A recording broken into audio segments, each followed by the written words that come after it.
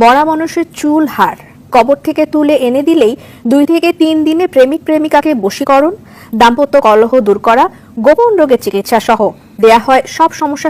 এখন মনে করেন সমস্যা এলো যে বাসায় থাকতে পারেন, বাবা দেখতে পারেন না, আমি কে বললাম আমার মারপিট করে রশি টাঙ্গায় এলাম। শ্বাস নিতে পারতাম না, রাগ নিজে কন্ট্রোল করতে পারতাম না, মা বাবারে কন্ট্রোল করতে পারতাম না। মানে হুজুর আসার পরে এসে তাবিজ দেয়, এই সমস্যাগুলো বলে তাবিজ দেয়, দেওয়ার পর জব লয়, জব লওয়ার পরে বলে যে আমরা থাকবো না, তাবিজ দেওয়ার পরে আবার দেখা 2 দিন তাবিজ করে থাকি না।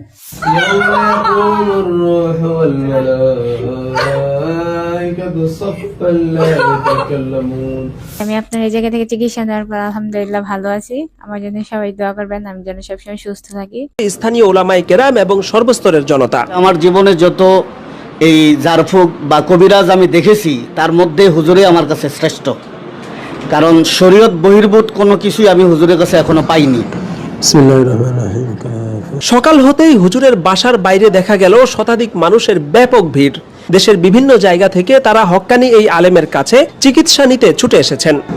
জাদু এবং বদনজর অথবা জিনের ক্ষতি অথবা মানুষের বদনজরে যদি কেউ এফেক্টেড হয়, সেগুলা আশা করি একদিনই চিকিৎসা করা সম্ভব, ম্যাক্সিমাম এগুলো একদিনে হয়ে যায়। অনেক কবিরাজ যেখানে বারবার ভিজিট নেয়ার জন্য রোগীদের ঘোরাতে থাকেন, সেখানে আব্দুল্লাহ হুজুর এমন ভাবে চিকিৎসা করেন যাতে একবারেই রোগীদের সমস্যার সমাধান হয়ে যায় এবং একই সমস্যার জন্য দ্বিতীয়বার রোগীদের এখানে আসতে হয় না।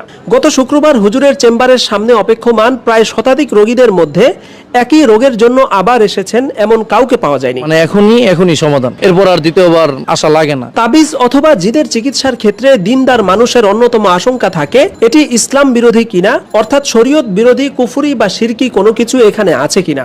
এক্ষেত্রে আব্দুল্লাহ হুজুরের স্বচ্ছতা এবং তার ব্যাপারে নিজেদের আস্থার কথা জানিয়েছেন দেশের সচেতন ওলামায়ে কেরাম। কোরআনিক ভাবেই উনি মানুষের চিকিৎসা করে থাকেন এবং কুফরি কালাম, জাদু, কবজ সহ এই ধরনের আরো যে সমস্ত জিনিসের দ্বারা ইসলামের বহির্ভূত কর্মকাণ্ড হয় এবং যেগুলোকে ওলামায়ে কেরাম সাপোর্ট করেন না, কোরআন হাদিস সাপোর্ট করেন না, সাধারণত ওই সমস্ত বিষয় দিয়ে চিকিৎসা করাটাকে উনি কখনোই সাপোর্ট করেন না এবং করেন না।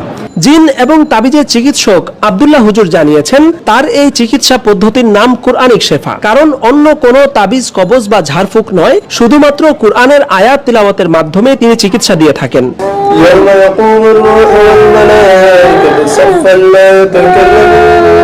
হুজুরের চেম্বারে একজন মহিলা রোগীকে পাওয়া গিয়েছিল যিনি বিছানা থেকে নিজে নিজে উঠতেও পারছিলেন না, অথচ চিকিৎসার পর একই মহিলাকে দেখা গেছে তিনি অনায়াসে হেঁটে বেড়াচ্ছেন। কোরআন থেকে যেহেতু আমল করা হচ্ছে, তো কোরআনের মাধ্যমে শিফা আর কি, তো এটা আমরা নাম দিয়েছি কোরআনিক শিফা।